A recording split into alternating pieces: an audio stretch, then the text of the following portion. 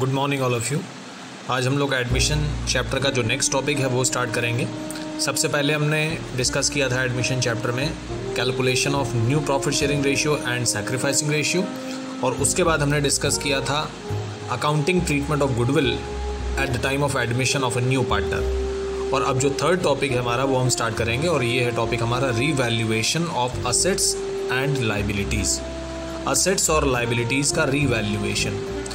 Revaluation का मतलब ये नहीं है कि हम असेट्स को दोबारा से ख़रीद रहे हैं या सेल कर रहे हैं या लाइबिलिटीज़ को हम दोबारा से रेज़ कर रहे हैं। रीवैल्यूएशन का मतलब सिर्फ इतना है कि हम अपने असेट्स और लाइबिलिटीज़ की वैल्यू को एक बार दोबारा से कैलकुलेट कर रहे हैं और ये देख रहे हैं कि उसमें कुछ इंक्रीज़ या डिक्रीज़ तो नहीं हुआ है। तो सबसे पहली जो डिस्कशन यहाँ पे करना चाहिए वो ये है कि ऐसा हम क्यों कर रहे हैं। Why are assets and liabilities revalued at the time of admission of a new partner? तो सबसे पहला क्वेश्चन यही है, और ये क्वेश्चन बोर्ड में पूछा भी जा चुका है कि असेट्स और लाइबिलिटीज़ को रीवैल्यू क्यों किया जाता है। तो इसका आंसर देखिए यहाँ पे लिखा हुआ है। At the time of admission, assets are revalued and liabilities reassessed because the incoming partner should neither benefit nor suffer because of change in the values of the amount of assets and liabilities। क्योंकि जो नया partner आ रहा है उसको कोई benefit नहीं होना चाहिए अगर असेट्स की वैल्यू बढ़ रही है या कम हो रही है, या लाइबिलिटीज़ की वैल्यू बढ़ रही है या कम हो रही है। तो इस वजह से जो भी प्रॉफिट या लॉस होगा वो सिर्फ पुराने पार्टनर्स को मिलना चाहिए, इसमें नए पार्टनर का कोई भी शेयर नहीं होना चाहिए। क्योंकि असेट्स और लाइबिलिटीज़ की वैल्यू अगर इंक्रीज़ डिक्रीज़ होगी तो उसकी वजह से कुछ प्रॉफिट या लॉस भी होगा। फॉर एग्ज़ाम्पल, अगर असेट की वैल्यू इंक्रीज़ हो जाए, इसको ऐसे लिख देते हैं,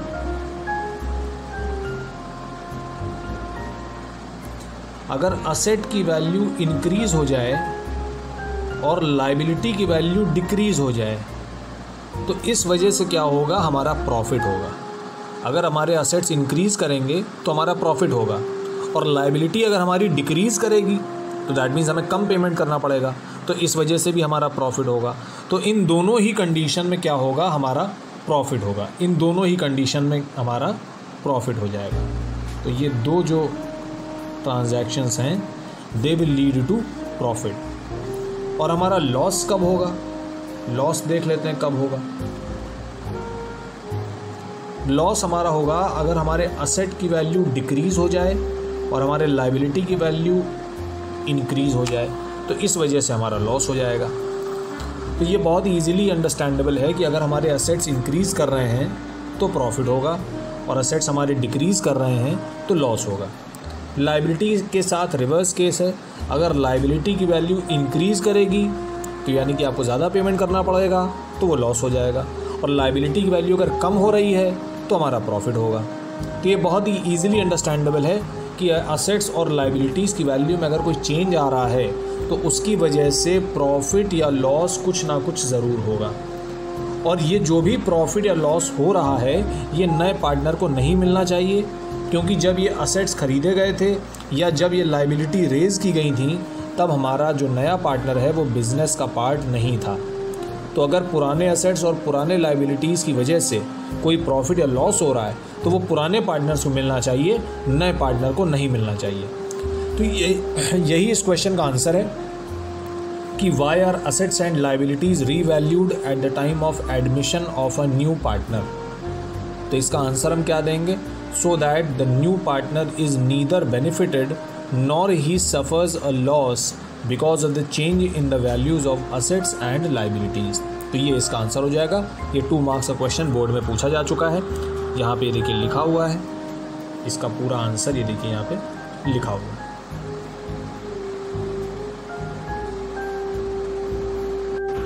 तो असेट्स और लाइबिलिटीज़ का रीवैल्यूएशन करने के लिए हम रीवैल्यूएशन अकाउंट बनाते हैं, और अभी जो हमने इंक्रीज़ इन असेट और डिक्रीज़ इन असेट लिखा हुआ था एग्जैक्टली उसी तरह से हमारा रीवैल्यूएशन अकाउंट बनेगा। तो रीवैल्यूएशन अकाउंट का देखिए फॉर्मेट यहाँ दिया होगा हमें, ये रहा हमारा रीवैल्यूएशन अकाउंट का फॉर्मेट। अभी हमने जिस तरह से इंक्रीज़ इन असेट और डिक्रीज़ इन लाइबिलिटी जैसे लिखा हुआ था एग्जैक्टली उसी तरह से देखिए यहाँ लिखा हुआ है। अभी हमने लिखा था इंक्रीज़ इन असेट, हमने इधर लिखा था, और डिक्रीज़ इन लाइबिलिटी हमने यहाँ पे लिखा था, और डिक्रीज़ इन असेट डेबिट में और इंक्रीज़ इन लाइबिलिटी डेबिट में। तो हमने ये कहा था कि इन दोनों ट्रांजैक्शंस की वजह से हमारा प्रॉफिट होगा और इन दोनों ट्रांजैक्शंस की वजह से हमारा लॉस होगा। तो डेबिट लॉसेस हमेशा डेबिट होते हैं और प्रॉफिट्स हमेशा क्रेडिट होते हैं। ये तो एक सिंपल रूल है, डेबिट क्रेडिट का रूल है कि losses are debited and profits and incomes are credited. तो यही हमारा रीवैल्यूएशन अकाउंट है। ठीक इसी तरह से हमारा रीवैल्यूएशन अकाउंट बनेगा। तो अगर असेट इंक्रीज़ कर रहा है, कोई असेट इंक्रीज़ करेगा तो आप क्रेडिट साइड में लिखेंगे, और अगर डिक्रीज़ करेगा तो डेबिट साइड में लिखेंगे। लाइबिलिटी के साथ रिवर्स केस है। लाइबिलिटी अगर डिक्रीज़ करेगी तो क्रेडिट में आएगी और इंक्रीज़ करेगी तो डेबिट में आएगी। देख लेते हैं रीवैल्यूएशन अकाउंट। अब ये देखिए रीवैल्यूएशन अकाउंट बना हुआ है, हेडिंग पढ़िए रीवैल्यूएशन अकाउंट। ये देखिए लिखा है by assets increase in the value और by liability decrease in the value. तो असेट इंक्रीज़ और लाइबिलिटी डिक्रीज़ कहाँ पे आया है? क्रेडिट साइड में आया है। और इसका उल्टा देखिए डेबिट साइड लिखा होगा, असेट डिक्रीज़ और लाइबिलिटी इंक्रीज़। कंपेयर कर लीजिए, जस्ट रिवर्स लिखा हुआ है और जैसा हमने अभी लिखा था ठीक वैसा ही यहाँ पे लिखा हुआ है। अगर कोई असेट इंक्रीज़ करता है तो उसे हम क्रेडिट साइड में लिखेंगे। तो अगर एक पॉइंट भी आपको याद है तो बाकी तीन तो अपने आप ही याद हो जाएंगे। असेट इंक्रीज़ अगर हो रहा है तो वो क्रेडिट में आ रहा है तो डेबिट होगा, सॉरी डिक्रीज़ होगा तो डेबिट में ही आएगा। और अगर असेट का हमें याद है तो लाइबिलिटी का तो अपने आप याद आ जाएगा, जस्ट उल्टा होगा। असेट और लाइबिलिटी का ट्रीटमेंट जस्ट रिवर्स हो जाता है। तो अगर हमें एक भी याद है, इन चारों में से एक भी याद रहेगा तो बाकी तीन अपने आप याद आ जाएंगे। उसके बाद देखिए लिखा है अनरिकॉर्डेड असेट और अनरिकॉर्डेड लाइबिलिटी। अनरिकॉर्डेड असेट का मतलब है कि पहले से कोई ऐसा असेट था जो रिकॉर्ड नहीं था, उसको अब हम रिकॉर्ड करने जा रहे हैं। तो हम असेट को अगर रिकॉर्ड करने जा रहे हैं तो एक तरह से वो इंक्रीज इन असेट ही हुआ। तो हमारा असेट पहले से रिकॉर्डेड है या नहीं है, अब अगर हम उसे रिकॉर्ड करने चाहते हैं तो वो इंक्रीज इन असेट ही हुआ, इसीलिए वो क्रेडिट साइड में ही आएगा। और लाइबिलिटी के साथ भी ऐसा ही है। अगर किसी लाइबिलिटी को हमने पहले से रिकॉर्ड नहीं कर रखा है और अब हम चाहते हैं कि उसे रिकॉर्ड कर लें तो उसे हम इंक्रीज़ इन लाइबिलिटी ही कंसिडर करेंगे। तो as an increase in liability ही कंसिडर किया जाएगा वो। तो ये देखिए लाइबिलिटी और ये अनरिकॉर्डेड लाइबिलिटी का सेम ट्रीटमेंट है। और ये जो असेट लिखा है इंक्रीज़ इन असेट और अनरिकॉर्डेड असेट सेम साइड लिखे हुए हैं। तो आप असेट की वैल्यू बढ़ाएं, किसी पुराने असेट की वैल्यू आप बढ़ाना चाहते हैं या किसी ऐसे असेट को आप एंट्री करना चाहते हैं जिसको पहले से रिकॉर्ड ही नहीं किया गया, तो दोनों ही केसेस में असेट की वैल्यू बढ़ ही रही है तो वो क्रेडिट में ही आएगी। और लाइबिलिटी के साथ भी ऐसा ही है। आप किसी पुरानी लाइबिलिटी की वैल्यू को इंक्रीज़ कर दें या किसी नई लाइबिलिटी को रिकॉर्ड कर लें तो दोनों ही केसेस में लाइबिलिटी की वैल्यू इंक्रीज़ ही करनी है तो डेबिट साइड में ही लिखा जाएगा। तो ये है रीवैल्यूएशन अकाउंट का फॉर्मेट। इस तरह से बनेगा हमारा रीवैल्यूएशन अकाउंट। और ये जो अकाउंट हम लोग सीख रहे हैं ये एडमिशन चैप्टर, रिटायरमेंट और डेथ तीनों चैप्टर्स में बिल्कुल सेम तरीके से बनेगा। तो इसे बहुत अच्छे से सीख लें जिससे कि रिटायरमेंट और डेथ चैप्टर में हमें इसे दोबारा पढ़ने की कोई रिक्वायरमेंट नहीं होगी। 100% सेम तरीके से बनता है, कोई चेंज नहीं होगा। तो एडमिशन चैप्टर में बहुत सारी ऐसी चीज़ें हम लोग सीखेंगे जो रिटायरमेंट और डेथ में हमें दोबारा नहीं सीखनी पड़ेंगी। काफ़ी कुछ चीज़ें सेम हैं। तो रीवैल्यूएशन अकाउंट में पहले हमने समझ लिया कि इसे क्यों बनाते हैं, so that the new partner neither benefits nor suffers due to the change in the values of assets and liabilities.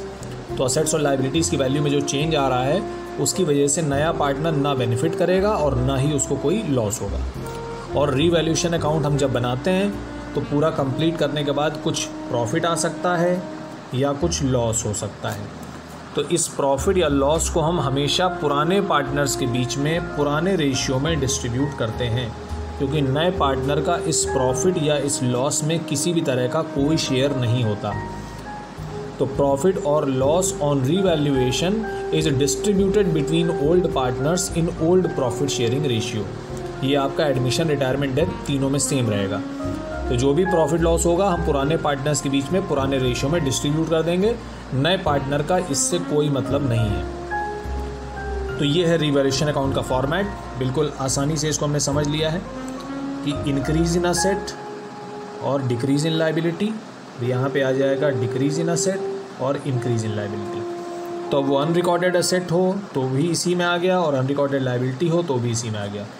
Asset पहले से रिकॉर्ड नहीं है, आप रिकॉर्ड करना चाहते हैं तो भी इंक्रीज़ इन एसेट ही हो गया वो, और लायबिलिटी पहले से रिकॉर्ड नहीं है और आप उसको रिकॉर्ड करना चाहते हैं तो भी वो increase in liability he consider की जाएगी। तो ट्रीटमेंट सिमिलर है। और एक चीज़ ध्यान रखनी है कि हम यहाँ पे सिर्फ इंक्रीज़ और डिक्रीज़ लिखते हैं। फॉर एग्जांपल स्टॉक की वैल्यू पहले 2 लाख रुपीज़ थी, अब स्टॉक की वैल्यू 2,20,000 है, तो हम 20,000 लिखेंगे सिर्फ, यानी जितना इंक्रीज़ हुआ है या जितना डिक्रीज़ हुआ है आप सिर्फ वो लिखेंगे, नई वैल्यू नहीं लिखनी है आपको। तो स्टॉक की वैल्यू पहले 2 लाख थी तो ये कहाँ लिखी होगी, ये पुरानी बैलेंस शीट में लिखी होगी। अब क्वेश्चन आपसे बता रहा है कि स्टॉक की वैल्यू 2,20,000 हो गई है, तो 2,20,000 आप कहाँ लिखेंगे, नई बैलेंस शीट में लिखेंगे। और जो डिफरेंस 20,000 का है वो कहाँ लिखेंगे, वो रिवैल्यूएशन अकाउंट में लिखेंगे। तो पहले आप रिवैल्यूएशन अकाउंट में स्टॉक की वैल्यू को 20,000 इंक्रीज़ करेंगे और फिर जो नई बैलेंस शीट बनाएंगे उसमें आप स्टॉक की वैल्यू को 2,20,000 कर देंगे। तो 2 लाख जो हो गई वो ओल्ड वैल्यू हो गई, वो कहाँ लिखी होगी, पुरानी बैलेंस शीट में, इसे हम बुक वैल्यू बोलते हैं। 2,20,000 कहाँ लिखेंगे आप, नई बैलेंस शीट में, इसे आप क्या बोलेंगे, रिवाइज्ड वैल्यू। और जो डिफरेंस है दोनों के बीच में 20,000 वो कहाँ लिखेंगे, वो रिवैल्यूएशन अकाउंट में लिखेंगे, इसे हम क्या बोलते हैं, इंक्रीज़ और डिक्रीज़। तो रिवैल्यूएशन अकाउंट में सिर्फ इंक्रीज़ और डिक्रीज़ लिखा जाएगा, नई वैल्यू नहीं लिखी जाएगी। नई वैल्यू तो आप नई बैलेंस शीट में लिखेंगे। तो ये है रिवैल्यूएशन अकाउंट का फॉर्मेट। इसे बहुत अच्छे से एक बार देख लें और अपनी कॉपीज़ में इसको बना भी लें, प्रैक्टिस भी कर लें। अब देखते हैं इलस्ट्रेशन नंबर 28।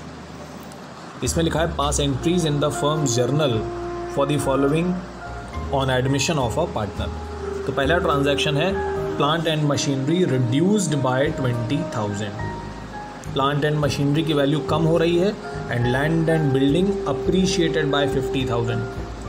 असेट का रूल हमें पता है कि increase in asset is debited, decrease in asset is credited. ये जर्नल एंट्री का रूल है, ये हम रिवैल्यूएशन का रूल नहीं डिस्कस कर रहे हैं। जर्नल एंट्री का जो डेबिट क्रेडिट का सिंपल रूल होता है वो ये होता है कि असेट अगर बढ़ रहा है तो डेबिट करिए, कम हो रहा है तो क्रेडिट करिए। तो देखिए प्लांट एंड मशीनरी हमारी रिड्यूस हो रही है, कम हो रही है, तो हम क्या करेंगे, क्रेडिट करेंगे। ये देखिए प्लांट एंड मशीनरी क्रेडिट हो गई, तो डेबिट क्या होगा, रिवैल्यूएशन। और लैंड एंड बिल्डिंग हमारी अप्रिशिएट कर रही है, दैट मीन्स इंक्रीज़ कर रही है, तो इसे हम क्या करेंगे, डेबिट करेंगे, तो क्रेडिट क्या हो जाएगा, रिवैल्यूएशन। ये हमारी एंट्रीज़ बन गई। तो प्लांट एंड मशीनरी की वैल्यू हमने कम कर दी है 20,000 रुपये, तो ये उसकी एंट्री बन गई, revaluation account debit to plant and machinery. अभी हमने डिस्कस किया था कि रिवैल्यूएशन अकाउंट जब आप बनाएंगे तो डेबिट साइड में क्या लिखेंगे, डेबिट साइड में हम ऐसे ट्रांजैक्शंस लिखेंगे जिसकी वजह से लॉस हो रहा है, और क्रेडिट में हम ऐसे ट्रांजैक्शंस लिखेंगे जिसकी वजह से प्रॉफिट हो रहा है। तो अब हम देखें कि प्लांट एंड मशीनरी की वैल्यू कम हो रही है, तो आपका असेट अगर कम होगा तो ऑब्वियस सी बात है लॉस होगा। तो इट मीन्स असेट अगर डिक्रीज़ हो रहा है तो कहाँ लिखा जाएगा, रिवैल्यूएशन अकाउंट के डेबिट साइड में। इसीलिए देखिए एंट्री क्या की गई है, revaluation account debit to plant and machinery 20,000 rupees. Plant and machinery की वैल्यू 20,000 रुपये कम हो गई। तो अब अगर हम रिवैल्यूएशन अकाउंट बनाएं तो इसकी पोस्टिंग कैसे करेंगे, पोस्टिंग का रूल हमने पहले भी सीखा है, revaluation account debit come to the debit and write the credit. तो यहाँ पे लिखेंगे टू प्लांट एंड मशीनरी, यहाँ पे हम टू प्लांट एंड मशीनरी करके 20,000 रुपये लिख देंगे। तो डिक्रीज इन असेट हमारा कहाँ आ गया, डेबिट साइड में आ गया, रिवैल्यूएशन अकाउंट के डेबिट साइड में। और लैंड की वैल्यू बढ़ रही है, तो अगर असेट बढ़ रहा है आपका तो कहाँ लिखते हैं आप, रिवैल्यूएशन अकाउंट के क्रेडिट साइड में, क्योंकि इस वजह से क्या होता है, प्रॉफिट होता है। तो एंट्री क्या बनेगी, रिवैल्यूएशन अकाउंट तो क्रेडिट हो गया, तो डेबिट क्या होगा, असेट आपका, और असेट क्या है, लैंड। ये देखिए entry, land and building debit to revaluation. तो ये सिंपल डेबिट क्रेडिट के रूल्स हैं जो हमने क्लास 11th में सीखे हैं कि असेट अगर बढ़ रहा है तो डेबिट करो, कम हो रहा है तो क्रेडिट करो। तो वही रूल हम यहाँ पे अप्लाई कर रहे हैं, और उसके बाद लेजर अकाउंट बनाते हैं तो सिंपल पोस्टिंग वाला रूल अप्लाई होता है, उसमें कोई नई चीज़ नहीं है। तो ये री एंट्री हो गई, land and building debit to revaluation. तो लैंड की वैल्यू बढ़ गई और हमने कहाँ लिखा इसको, रिवैल्यूएशन अकाउंट के क्रेडिट साइड में। ये देखिए असेट इंक्रीज होता है तो कहाँ लिखा जाता है, रिवैल्यूएशन अकाउंट के क्रेडिट साइड में। तो ये दो एंट्री हमारी हो गई फर्स्ट पॉइंट की। सेकंड पॉइंट कह रहा है provision created for doubtful debts at the rate of 5% of debtors amounting to ₹1 lakh. देखिए, डेटर्स हमारे असेट्स होते हैं और प्रोविज़न को हम लाइबिलिटी की तरह ट्रीट करते हैं। तो डेटर्स तो हमारे असेट हैं और ये जो प्रोविज़न होता है इसे हम लाइबिलिटी की तरह ट्रीट करते हैं। इसीलिए डेटर में से प्रोविज़न को माइनस करके लिखा जाता है बैलेंस शीट में। असेट और असेट आपस में माइनस नहीं होते, असेट और असेट आपस में प्लस होंगे, असेट और लाइबिलिटी माइनस हो जाते हैं। तो हमेशा आपने ध्यान दिया होगा कि बैलेंस शीट में डेटर में से प्रोविज़न माइनस किया जाता है, तब हम उसको लिखते हैं। या फिर कई बार प्रोविज़न को लाइबिलिटी साइड में भी लिख दिया जाता है, कोई प्रॉब्लम नहीं है उसमें। आप डेटर्स को असेट में लिख दीजिए, प्रोविज़न को लाइबिलिटी में लिख दीजिए, कोई प्रॉब्लम नहीं है। तो प्रोविज़न को हम क्या ट्रीट करते हैं? लाइबिलिटी ट्रीट करते हैं। और क्वेश्चन कह रहा है कि आप 5% का प्रोविज़न बनाइए डेटर्स के ऊपर। तो 1 लाख का अगर हम 5% निकालें तो आता है 5,000 रुपये। तो इट मीन्स हमें लाइबिलिटी को इंक्रीज़ करना है, क्योंकि पहले से तो प्रोविज़न बना नहीं हुआ है। अब हम प्रोविज़न बनाने जा रहे हैं, तो लाइबिलिटी को हम इंक्रीज़ करना चाहते हैं। और लाइबिलिटी इंक्रीज़ होगी तो लॉस होगा। तो रिवैल्यूएशन में कहाँ पे आना चाहिए? इसे डेबिट में आना चाहिए। रिवैल्यूएशन में डेबिट में आना चाहिए। तो एंट्री क्या हो जाएगी? Revaluation account debit to provision for doubtful debts. तो ये देखिए एंट्री यहाँ लिखी हुई है, revaluation account debit to provision for doubtful debts 5,000 rupees. तो प्रोविज़न हमने 5,000 का बनाना था, तो हमने प्रोविज़न को बना दिया। लाइबिलिटी इंक्रीज़ हो रही है तो कहाँ जाएगी? रिवैल्यूएशन के डेबिट साइड में। तो उसकी एंट्री बन जाएगी revaluation account debit to provision for doubtful debts. तो आप चाहें डेबिट क्रेडिट का रूल लगाएं इसमें, जो हम लोग ने पहले सीखे हैं, या फिर रिवैल्यूएशन अकाउंट का ही कंसेप्ट सीधे सीधे लगा दें, तो भी एंट्री बन जाएंगी, बड़े आसानी से बन जाएंगी। उसके बाद लास्ट पॉइंट देखते हैं, provision for warranty be increase by 15,000। ये भी एक प्रोविज़न है। प्रोविज़न को इंक्रीज़ करना है 15,000 रुपये से। बाय लिखा हुआ है, बाय और टू में अंतर होता है। अगर लिखा हो प्रोविज़न इंक्रीज टू 15,000, तो इसका मतलब हुआ कि प्रोविज़न को हमें 10,000 कर देना चाहिए। प्रोविज़न की वैल्यू 10,000 कर दीजिए। तो हमको ये पता करना होगा कि पहले से कितनी है। हो सकता है पहले से 15,000 हो, तो इसका मतलब पहले से 15 है और आप अब उसको 10 कर दीजिए, तो 5,000 कम कर दीजिए। या फिर पहले से हो सकता है 7,000 हो, तो अब हमें 3,000 बढ़ा देनी चाहिए। लेकिन अभी कह रहा है बाय, आप प्रोविज़न को 15,000 से बढ़ा दीजिए सीधे सीधे। तो अब हमें पुरानी और नई वैल्यू से कोई मतलब नहीं है, हमें इतना पता है कि हमें प्रोविज़न को 15,000 रुपये बढ़ा देना है। तो अब प्रोविज़न क्या होता है? प्रोविज़न हमने अभी डिस्कस किया, लाइबिलिटी होती है। लाइबिलिटी को इंक्रीज़ करना है कि डिक्रीज़ करना है? इंक्रीज़ करना है। लाइबिलिटी इंक्रीज़ होगी तो रिवैल्यूएशन अकाउंट में कहाँ जाएगी? डेबिट में जाएगी कि क्रेडिट में जाएगी? अभी मैंने ये सब डिस्कस किया है। तो लाइबिलिटी इंक्रीज़ होती है तो लॉस होगा, और लॉस हमेशा डेबिट होते हैं, दैट मीन्स डेबिट साइड में आएगा लाइबिलिटी इंक्रीज। तो एंट्री क्या बनेगी? रिवैल्यूएशन अकाउंट डेबिट टू जो लाइबिलिटी का नाम है, और लाइबिलिटी का नाम है प्रोविज़न फॉर वारंटी क्लेम्स। तो एंट्री हमारी बन गई easily, revaluation account debit to provision for warranty claims 15,000 रुपये। तो इस तरह से ये भी एंट्री हमारी कंप्लीट हो जाएगी। तो ये हमारा फर्स्ट इलस्ट्रेशन हो गया रिवैल्यूएशन का। तो आप डेबिट क्रेडिट के रूल के हिसाब से भी कर सकते हैं इसको, और रिवैल्यूएशन का कंसेप्ट तो ऑलरेडी बहुत आसान है, तो रिवैल्यूएशन के कंसेप्ट के हिसाब से कर लें। रिवैल्यूएशन में डेबिट में क्या जाता है और क्रेडिट में क्या जाता है वो हमने डिस्कस कर लिया है। बहुत ही लिमिटेड चीज़ें जाती हैं रिवैल्यूएशन अकाउंट में। सिर्फ असेट्स और लाइबिलिटीज़ की वैल्यू में जो चेंज आ रहा है उस चेंज को हम रिकॉर्ड करते हैं बस। जो नई वैल्यू होगी वो नई बैलेंस शीट में जाएगी। तो ये था पहला इलस्ट्रेशन रिवैल्यूएशन का। उसके बाद नेक्स्ट इलस्ट्रेशन देख लेते हैं। लिखा हुआ है पास एंट्रीज ऑन एडमिशन। पहला पॉइंट, अनरिकॉर्डेड इन्वेस्टमेंट्स 50,000। इन्वेस्टमेंट्स होते हैं असेट, पहले से अनरिकॉर्डेड हैं, दैट मीन्स आपको रिकॉर्ड करना है। इट मीन्स असेट की वैल्यू इंक्रीज कर रही है। असेट इंक्रीज करेगा तो रिवैल्यूएशन अकाउंट में कहाँ जाएगा? क्रेडिट में जाएगा, हमने अभी डिस्कस किया था। इंक्रीज इन असेट कहाँ जाता है? रिवैल्यूएशन अकाउंट के क्रेडिट साइड में। तो अगर क्रेडिट में जा रहा है तो इसका मतलब रिवैल्यूएशन तो क्रेडिट हो जाएगा, तो डेबिट क्या होगा?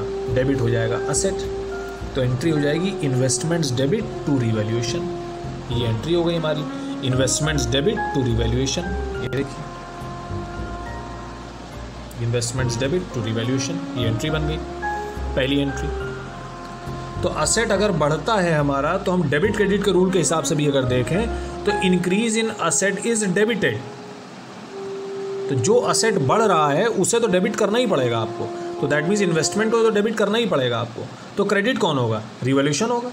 तो अगर हम डेबिट क्रेडिट के रूल के हिसाब से भी देखें तब भी एंट्री यही बनती है। और अगर आप रिवैल्यूएशन के कंसेप्ट के हिसाब से देखें तो रिवैल्यूएशन का कंसेप्ट क्या कहता है कि इंक्रीज इन असेट कहाँ लिखा जाएगा? क्रेडिट साइड में। तो ये लेजर है और ये जर्नल एंट्री का रूल है। जर्नल एंट्री का रूल और लेजर की पोस्टिंग हमेशा रिवर्स होती है आपस में। तो असेट अगर इंक्रीज करेगा तो आप क्या करेंगे? उसको डेबिट करेंगे, उस पर्टिकुलर असेट को आप क्या करेंगे? डेबिट करेंगे। तो हमने इन्वेस्टमेंट को डेबिट कर दिया। और रिवैल्यूएशन का रूल क्या कहता है कि अगर असेट इंक्रीज करे तो उसे क्रेडिट में लिखो। तो अगर आप क्रेडिट में लिखेंगे तो एंट्री क्या बनेगी? रिवैल्यूएशन तो क्रेडिट हो जाएगा, तो डेबिट कौन होगा? असेट ही तो डेबिट होगा। तो दोनों ही तरह से यही एंट्री आपकी निकल के आएगी। तो आप डेबिट क्रेडिट वाला रूल लगा दें या आप रिवैल्यूएशन का कंसेप्ट लगा दें, दोनों तरह से आपको एंट्री वही मिलनी है। तो ये थी हमारी पहली entry, investments debit to revaluation.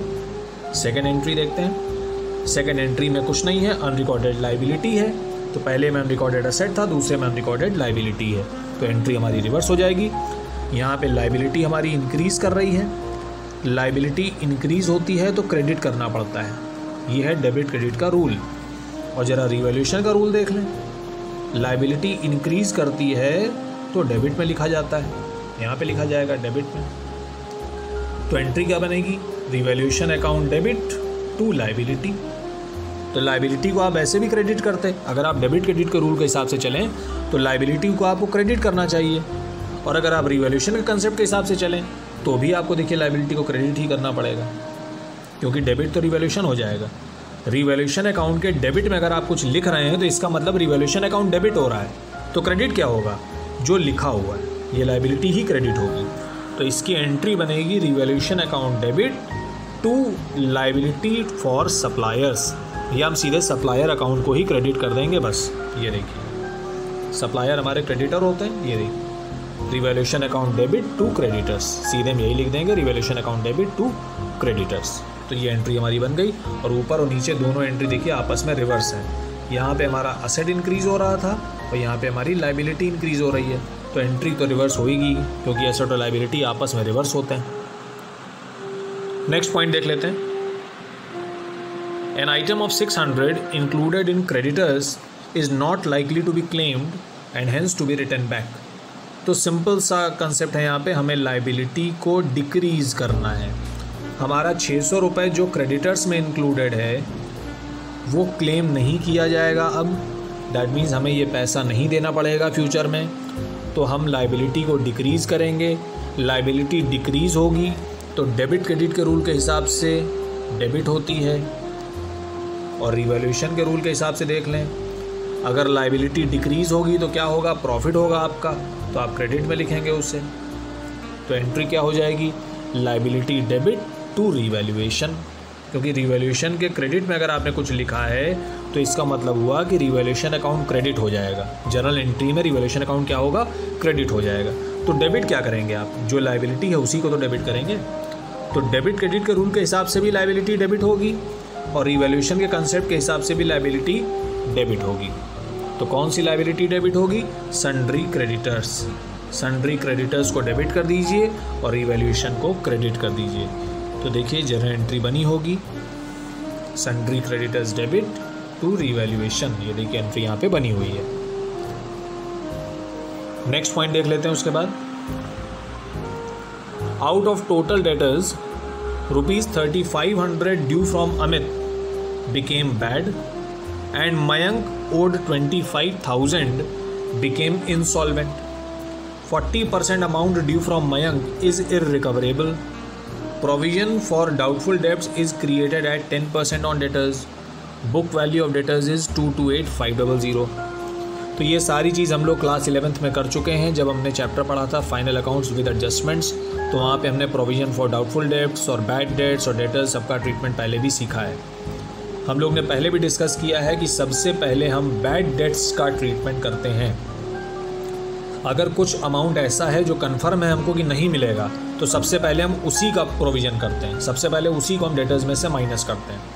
तो बैड डेट्स हमें देखिए यहाँ पे दिया हुआ है 3,500 रुपये अमित का है जो कि नहीं मिलेगा और मयंक से 25,000 रुपये लेने हैं, जिसमें से 40% अमाउंट जो है वो इररिकवरेबल है। 40% अमाउंट हमको मयंक से नहीं मिलेगा। तो कुछ पैसा अमित से नहीं मिलेगा, कुछ पैसा मयंक से नहीं मिलेगा। तो दोनों ही केस में हम क्या करेंगे, डेटर्स को कम कर देंगे। डेटर्स हमारे असेट होते हैं और असेट अगर कम होता है तो जर्नल एंट्री में क्रेडिट होता है। डेबिट क्रेडिट के रूल के हिसाब से अगर आप देखें तो decrease in asset is credited. Debit credit के रूल हम लोग ने क्लास 11 में सबसे पहले डेबिट क्रेडिट के रूल ही पढ़े थे। तो एक साइड में हमने डेबिट कॉलम बनाया था, एक साइड में क्रेडिट कॉलम बनाया था, और इधर लिखा था इंक्रीज इन असेट, इधर लिखा था डिक्रीज इन असेट, इधर लिखा था डिक्रीज इन लायबिलिटी, इधर लिखा था इंक्रीज इन लायबिलिटी, यहाँ लिखा था डिक्रीज इन कैपिटल, यहाँ लिखा था इंक्रीज इन कैपिटल, फिर इधर लिखा था increase in expenses and losses, तो यहाँ लिखा था decrease in expenses and losses, और यहाँ लिखा था decrease in profits and incomes and gains, और यहाँ लिखा था increase in profits and incomes and gains. तो ये डेबिट क्रेडिट के रूल हमने ऑलरेडी क्लास 11 में सीखे हुए हैं। तो इन्हीं रूल्स के हिसाब से जर्नल एंट्री बनती है। तो अगर आप जर्नल एंट्री की बात कर रहे हैं तो डिक्रीज इन असेट अगर होता है तो क्या किया जाएगा, क्रेडिट किया जाएगा। अगर असेट हमारा डिक्रीज़ हो रहा है तो आप क्या करेंगे, क्रेडिट करेंगे। और अगर आप रीवैल्यूएशन के रूल के हिसाब से बात करें तो रीवैल्यूएशन तो एक अकाउंट है, वो कोई जर्नल एंट्री थोड़ी है। रीवैल्यूएशन एक अकाउंट है। तो अगर रीवैल्यूएशन अकाउंट में आप डिक्रीज इन असेट लिखना चाहें तो आप कहाँ लिखेंगे, आप यहाँ लिखेंगे डेबिट साइड में डिक्रीज इन असेट। तो एंट्री क्या बनेगी, revaluation account debit to asset. तो असेट को तो आपको वैसे भी क्रेडिट करना पड़ेगा और यहाँ भी देखिए क्रेडिट करना पड़ेगा। तो जर्नल एंट्री के रूल के हिसाब से अगर आप देखें और रिवैल्यूएशन अकाउंट के रूल के हिसाब से देखें, दोनों तरफ से एंट्री सेम आएगी, कोई चेंज नहीं आएगा उसमें। तो अब ये पॉइंट हम देख लेते हैं। इसमें हमको ये समझ में आया कि कुछ बैड डेट्स हो रहे हैं और उन बैड डेट्स को हमें पहले एडजस्ट करना चाहिए। तो कुछ पैसा अमित से नहीं मिलेगा, कुछ पैसा मयंक से नहीं मिलेगा। तो हमें क्या करना है, हमें अपने असेट को डिक्रीज़ करना है। तो देखिए एंट्री यहाँ की गई होगी, revaluation account debit to bad debts account लिखा हुआ है। तो यहाँ पे आप बैड डेट्स अकाउंट की जगह डेटर्स लिख दें, ज़्यादा बेटर होगा। बैड डेट्स अकाउंट की जगह डेटर्स लिख दें, सीधे हम डेटर्स को कम कर देंगे। तो डेटर्स को हम कितना कम करेंगे, डेटर्स को हम कम करेंगे 13,500 रुपये। 13,500 रुपये हम क्यों कम कर रहे हैं, अब ये भी एक बार हम लोग डिस्कस कर लेते हैं। देखिए ऊपर क्वेश्चन से हमको ये पूरा कैलकुलेशन समझ में आ जाएगा। 3,500 रुपये अमित से नहीं मिलेगा और मयंक जिसका टोटल अमाउंट था 25,000 रुपये, उससे 40% पैसा नहीं मिलेगा। तो 25,000 का 40% कितना होता है, 10,000। तो 10,000 रुपये तो मयंक नहीं देगा, प्लस 3,500 रुपये अमित नहीं देगा। तो 10,000 और 3,500 को अगर ऐड किया जाए तो 13,500 आता है। तो आप डेटर्स को 13,500 रुपये कम कर दीजिए, क्योंकि ये पैसा मिलेगा ही नहीं है। तो टोटल डेटर्स हैं हमारे 2,28,500 रुपये, उसमें से 13,500 रुपये तो हम सीधे माइनस कर देंगे, इतना पैसा तो मिलना ही नहीं है। तो डेटर्स को आप क्रेडिट कर दीजिए 13,500 रुपये से। वही किया गया है, देखिए यहाँ पे डेटर्स को 13,500 रुपये क्रेडिट किया गया है, क्योंकि ये पैसा हमको नहीं मिलेगा। बैड डेट्स की जगह आप डेटर्स ही लिखेंगे, बैड डेट्स अकाउंट नहीं लिखेंगे। हम कोई नया अकाउंट नहीं खोलेंगे इस समय, जो अकाउंट हमारे ऑलरेडी चल रहे हैं उन्हीं अकाउंट को हम यूज़ करेंगे। उसके बाद हमें निकालना है प्रोविज़न, और प्रोविज़न निकालना ऑलरेडी हम लोग लास्ट ईयर सीख चुके हैं। सबसे पहले डेटर्स में से बैड डेट्स माइनस किया जाता है, उसके बाद जो अमाउंट बचता है उस पर प्रोविज़न निकाला जाता है। तो ये देखिए यहाँ पे वर्किंग नोट में भी दिया हुआ है सब चीज़। टोटल बैड डेट्स 3,500 और 10,000, टोटल आ गया 13,500। ये तो हमने ऑलरेडी लिख दिया। उसके बाद प्रोविज़न कैसे निकलेगा, provision is created on doubtful debts only. So out of total debtors 228,500 bad debts हम माइनस कर देंगे, दैट मीन्स 13,500 रुपये माइनस कर देंगे। उसके बाद एक बहुत ही अच्छा पॉइंट देखिए यहाँ दिया हुआ है, ये पॉइंट यहाँ पे दिया हुआ है। मयंक का टोटल अमाउंट था 25,000 रुपये, मयंक का टोटल अमाउंट था 25,000 रुपये, जिसमें से 40% पैसा मिलना नहीं था हमको। 40% का मतलब 10,000 रुपये तो मिलना नहीं था, उससे हमने बैड डेट्स मान लिया था। बचा 15,000 रुपये, इसका मतलब 15,000 हमें मिल जाएगा। जब हम 25,000 में से ये बात अज्यूम कर रहे हैं कि हमें 40% नहीं मिलेगा, तो इसका मतलब 60% मिल जाएगा हमको। 60% कहें या 15,000 कहें, एक ही बात है। 25,000 का आप 60% निकाल लीजिए, 15,000 ही आएगा। तो 25,000 में जब हमने ऑलरेडी कह दिया कि 40% पैसा नहीं मिलेगा, दैट मीन्स 60% मिलेगा, तो 15,000 तो ऑलरेडी गुड डेटर्स हो गया। फिर गुड डेट्स, ये तो पैसा मिल जाएगा हमको। तो टोटल डेटर्स जो हमारे हैं, टोटल डेटर्स हैं 2,28,500। 2,28,500 में 13,500 रुपये तो आपको मिलना नहीं है, क्योंकि ये बैड डेट्स हैं। 13,500 रुपये तो आपको मिलेगा ही नहीं। और उसके बाद 15,000 रुपये गुड डेटर्स है, मतलब ये पैसा तो मिल ही जाएगा हमको। तो अब जो फाइनली डेटर्स बचेंगे हमारे, उस पे हम निकालेंगे प्रोविज़न फॉर डाउटफुल डेब्ट्स। तो अब जो फाइनली डेटर्स बचेंगे हमारे, तो ये देखिए यही कैलकुलेशन पूरा यहाँ पे किया गया है। 2,28,500 में हमने पहले माइनस किया बैड डेट्स 13,500, उसके बाद good debts 15,000। As amount due from Mayank is surely recoverable, तो 15,000 तो हमें मिल ही जाएगा। तो प्रोविज़न हम कैसे निकालेंगे? टोटल जो 2,28,500 रुपये है, उसमें से 13,500 माइनस करेंगे बैड डेट्स वाला, फिर 15,000 माइनस करेंगे गुड डेटर्स वाला, तो फाइनल अमाउंट आएगा 2 लाख रुपए। और फिर 2 लाख का हम 10% जब निकालेंगे तो 20,000 आ जाएगा। तो प्रोविज़न इसका मतलब हमें सिर्फ 20,000 रुपये का बनाना है। तो ये अमाउंट माइनस करना मत भूलिएगा, क्योंकि ये गुड डेटर्स हैं। प्रोविज़न कभी गुड डेटर्स पे नहीं बनता, डाउटफुल डेटर्स पे बनता है। तो 2,28,500 रुपये में 13,500 मिलेगा नहीं और 15,000 श्योरली मिल जाएगा। तो डाउटफुल कौन सा हुआ? जब टोटल में से हमने बैड और गुड दोनों माइनस कर दिए, तो जो बचा वही डाउटफुल हुआ। तो बचा कितना? 2 लाख। 2 लाख डाउटफुल है, उसका 10% आप प्रोविज़न बना लीजिए, तो 20,000 रुपये प्रोविज़न आपको बनाना है। तो प्रोविज़न क्या होता है? लायबिलिटी होती है, और लायबिलिटी बढ़ानी है हमको। लायबिलिटी इंक्रीज़ होती है तो क्रेडिट होती है। जर्नल एंट्री की बात कर रहे हैं। लायबिलिटी इंक्रीज़ होती है तो क्या होती है? क्रेडिट होती है। और रिवैल्यूएशन के हिसाब से अगर देखें तो लायबिलिटी अगर इंक्रीज़ होगी तो कहाँ लिखी जाएगी? डेबिट साइड में। तो इसकी एंट्री क्या बनी? Revaluation account debit to liability. तो इसके हिसाब से भी एंट्री में देखिए लायबिलिटी क्रेडिट आया, और जनरल एंट्री का रूल के हिसाब से आप देखें तब भी लायबिलिटी क्रेडिट आएगी। तो ये है रिवैल्यूएशन अकाउंट का कंसेप्ट। लायबिलिटी यहाँ पे हमको इंक्रीज़ करनी है, तो लायबिलिटी इंक्रीज़ होगी तो आप रिवैल्यूएशन अकाउंट का जो कंसेप्ट समझाया गया है उसको लगा दीजिए। लायबिलिटी इंक्रीज़ होती है तो कहाँ लिखी जाती है? डेबिट साइड में। तो एंट्री क्या बनेगी? Revaluation account debit to liability, जो भी लायबिलिटी है। तो लायबिलिटी का नाम अभी क्या है? Provision for doubtful debts. तो ये देखिए एंट्री हमारी, ये रही entry. Revaluation debit to debtors तो हमने यहाँ पहले ही लिख दिया था, यहाँ डेटर्स हो जाएगा, और यहाँ पे फिर लिख दिया प्रोविज़न 20,000 रुपये। तो डेटर्स में से 13,500 रुपये माइनस हो जाएंगे, और फिर प्रोविज़न हम बना देंगे 20,000 रुपये का। तो इस तरह से ये हमारा कैलकुलेशन होगा, और ये है रिवैल्यूएशन अकाउंट का कंसेप्ट। तो रिवैल्यूएशन अकाउंट में सिंपली हम क्या करते हैं? असेट्स और लायबिलिटीज़ की वैल्यू में जो चेंज आ रहा है उसको रिकॉर्ड करते हैं, और उसके बाद जो भी प्रॉफिट या लॉस आता है उसे हम पुराने पार्टनर्स के बीच में पुराने रेशियो में डिस्ट्रीब्यूट कर देते हैं। तो पहले क्रेडिट में जो भी चीज़ें लिखनी है लिख दीजिए, और जो डेबिट में लिखना है वो लिख दीजिए।